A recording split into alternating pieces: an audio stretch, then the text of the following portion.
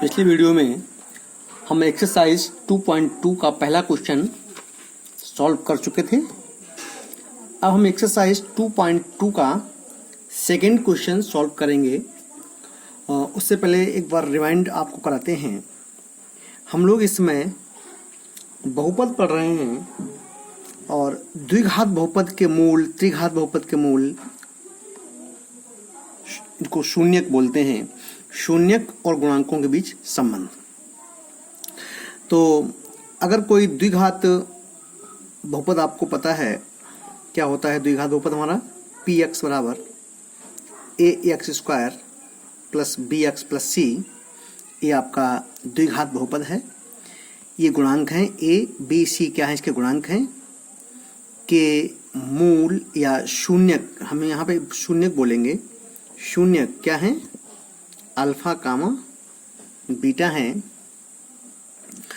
तो शून्यकों का योगफल,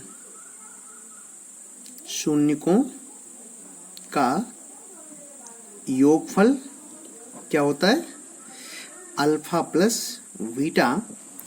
आप जानते हैं minus B upon A, it means X का गुणांक माइनस एक्स का गुणांक बटे एक्स स्क्वायर का गुणांक। ठीक है। और शून्यकों का गुणनफल क्या होगा, शून्यकों का गुणनफल आपका हो जाएगा अल्फा बीटा बराबर अचर पद बटे एक्स स्क्वायर का गुणांक। ठीक है। तो इस तरीके से अब अगर आपको योगफल और गुणनफल दे रखे हों और आपको द्विघात बहुपद निकालना हो तो कैसे निकालेंगे, उसके लिए मैं आपको बता दे रहा हूं। दिए गए शून्यकों से द्विघात बहुपद ज्ञात करना। दिए गए बहुपदों से द्विघात बहुपद ज्ञात करना। कैसे ज्ञात करेंगे, देखें आप। माना अल्फा कामा बीटा द्विघात बहुपद के शून्यक हैं। द्विघात बहुपद के क्या हैं, शून्यक हैं। ठीक है। तो px बराबर क्या आएगा, बहुपद द्विघात बहुपद बराबर हो जाएगा हमारा k of x square minus alpha plus beta of x plus alpha beta. ये हमारा द्विघात बहुपद होता है, जहां अल्फा प्लस बीटा शून्यकों का योगफल और अल्फा बीटा शून्यकों का गुणनफल होगा। ठीक है। अल्फा बीटा मूल वाले अनंत द्विघात बहुपद हो सकते हैं, क्योंकि अल्फा बीटा के मान रखते जाइए और आपके बहुपद आते जाएंगे। अनंत बहुपद आपके हो सकते हैं। यहाँ पर जो k है आपका एक स्वैच्छिक चर है, एक स्वैच्छिक नितांक बोल सकते हैं आप इसको। और जो k का मान होता है मोस्टली एक्स स्क्वायर का गुणांक और एक्स गुणांक जो होते हैं, इनका एलसीएम होता है। इनके एक्स स्क्वायर गुणांक, एक्स गुणांक और इनका जो अचर पद है उसका क्या होता है, एलसीएम होता है। ठीक है ना। तो इस प्रकार से इसको हम लोग लिख सकते हैं।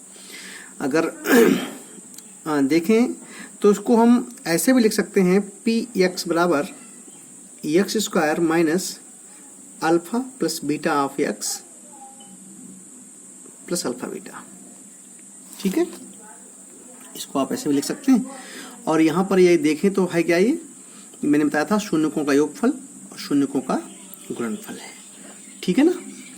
अब हम लोग इसी पर डिपेंड कुछ क्वेश्चन हैं उनको हम सॉल्व करेंगे और देखेंगे कैसे क्वेश्चनों को हल करते हैं। ठीक है ना। एक्सरसाइज 2.2 का क्वेश्चन सेकंड का फर्स्ट पार्ट क्या आएगा, देखें, पहला पार्ट है हमारा 1/4 कामा -1। आपसे कहा गया है कि द्विघात बहुपद ज्ञात कीजिए जिसके शून्यकों के योग तथा गुणनफल क्रमशः दी गई संख्याएं हैं। शून्यकों का योग और शून्यकों का गुणनफल, ये शून्यकों का योग है, ये शून्यकों का गुणनफल है। तो माना द्विघात बहुपद के शून्यक क्या है? अल्फा कामा बीटा है। क्या है? अल्फा कामा बीटा है। तो यहाँ से क्या दे रखा है आपका? Alpha plus beta 1/4। ओके, और होता क्या है? शून्य क्या होता है? अल्फा प्लस बीटा क्या होता है? आप देख चुके हैं, -b/a होता है, -b/a। ओके, ये अगर आप चाहें तो फर्स्ट डाल सकते हैं इसको। और यहाँ से अल्फा बीटा बराबर कितना दे रखा है? -1। ये शून्यकों का योगफल है। आप यहाँ लिख सकते हैं इसको, शून्यकों का योगफल। और यहाँ ये हो जाएगा आपका शून्यकों का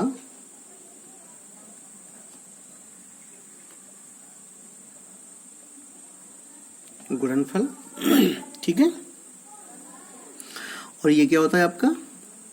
ये c/e होता है। मैंने आपको यहाँ बताया था, अचर पद बटे ये आपका c/a होता है। तो ये हो जाएगा आपका c/a। यहाँ से इसको अगर आप सेकेंड डाल दें तो देखो आप यहाँ से a का मान क्या है? फर्स्ट से a का मान क्या दिखाई पड़ रहा है? 4। और b का मान क्या है? -1।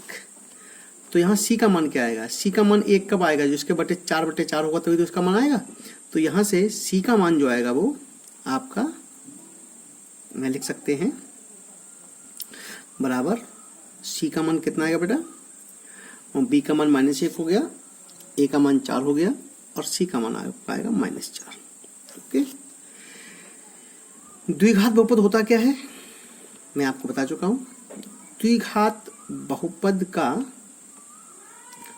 द्विघात बहुपद जो होता है, समीकरण नहीं लिखेंगे यहाँ पर। द्विघात बहुपद px बराबर क्या होता है? ax² plus bx plus c। ठीक है, तो यहाँ पर a b c के मान आप रख दीजिए। तो px बराबर a का मान क्या है? 4 x², b का मान -1 है तो -x, c का मान -4 है। तो ये आपका ये जो रिक्वायर थी इसकी, वो रिक्वायरमेंट ये है कि द्विघात बहुपद हमारा px 4x² -x -4 है। ओके, इसको आप इस प्रकार से सॉल्व करेंगे। ठीक है ना? और इसी प्रकार से आप इसके और भी क्वेश्चन हैं लगा सकते हैं। जैसे इसका सेकेंड पार्ट है, इसको नेक्स्ट पेज से देखते हैं। सेकेंड पार्ट है, दूसरे का ही सेकेंड पार्ट है हमारा √2 1/3। शून्य क्या है हमारे? माना शून्यक अल्फा कामा बीटा है। तो शून्यकों का योगफल यानी कि अल्फा प्लस बीटा का मान √2 है। और √2 क्या होता है? -b/a होता है। अल्फा बीटा क्या है? शून्यकों का गुणनफल 1/3 है। ये क्या होता है? c/e होता है।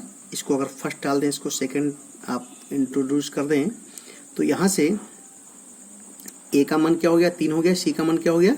1 हो गया। अगर तुलना करें, तुलनात्मक चीज़ देखें इसका, तो a का मान 3 है और c का मान 1 है। जब a का मान 3 होगा यहाँ पर, तो b का मान क्या आएगा?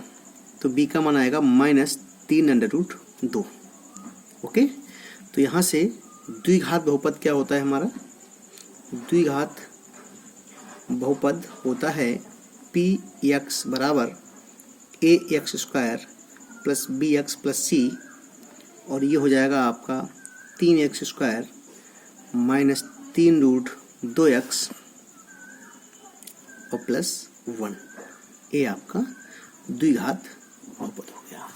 ठीक है ना, इस तरीके से आप कर सकते हैं। इसका एक तरीका ये भी है, मैंने आपको बताया था, ये जो बताया था फार्मूला, इस तरीके से भी आप इसको कर सकते हैं कि आप x square minus alpha plus beta into x plus alpha beta, यहाँ पे आप डायरेक्ट इसका मान रखेंगे और ये भी आप इसको कर सकते हैं।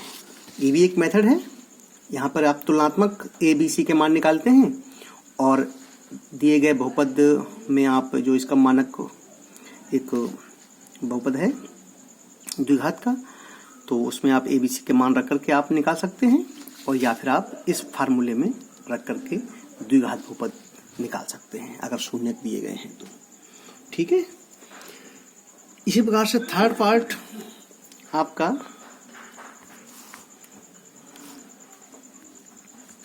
है आपका 0,√5। तो ये हो जाएगा आपका अल्फा प्लस बीटा 0 है जो माइनस बी अपान ए होता है, और अल्फा बीटा क्या है आपका √5 है जो कि सी अपान ए होता है। अब इसके बटे क्या है, एक मान लीजिए, तो यहाँ से फर्स्ट ये आपका सेकंड अगर मान लें, माना शून्य क्या हम लोग मानते हैं, सभी में लिखते हैं शून्य अल्फा कामा बीटा है। तो यहाँ से समीकरण अगर सेकेंड से देखें तो यहाँ तुलनात्मक देखिए, ए का मान 1 है और सी का मान क्या है √5 है। तो यहाँ से पी का मान क्या आएगा, पी का मान तो आपका 0 ही रहेगा। ओके, अगर 0/1 करेंगे तो आपका 0 रहेगा।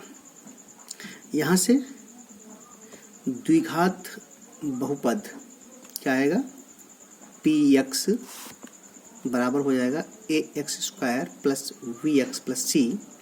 सभी के मान रखेंगे, ए का मान 1 है तो एक्स स्क्वायर, वी का मान 0 है तो 0 इंटू एक्स, सी का मान क्या है √5। तो ये हो गया आपका एक्स स्क्वायर प्लस √5। यहाँ से ये आपका पी एक्स हो गया। ओके, इस तरीके से आप हल कर सकते हैं यहाँ पर इसको। ठीक है ना, ऐसे ही इसके और बाकी के 3 पार्ट हैं जो कि मैं आपको होमवर्क में दे रहा हूँ, बाकी के तीनों पार्टों को, और आप लोग इसको करेंगे होमवर्क में। दूसरे का चौथा पार्ट है, इसके मूल दे रखे 1,1, और 5वां पार्ट है -1/4, 1/4, और छठा पार्ट है इसका 4,1। ये तीनों आपको होमवर्क में करने हैं। ओके, इनको आप करेंगे, और अगर कोई क्वेश्चन नहीं लगता है तो आप उससे पूछिए, मैं आपको बताऊंगा। Okay, thank you.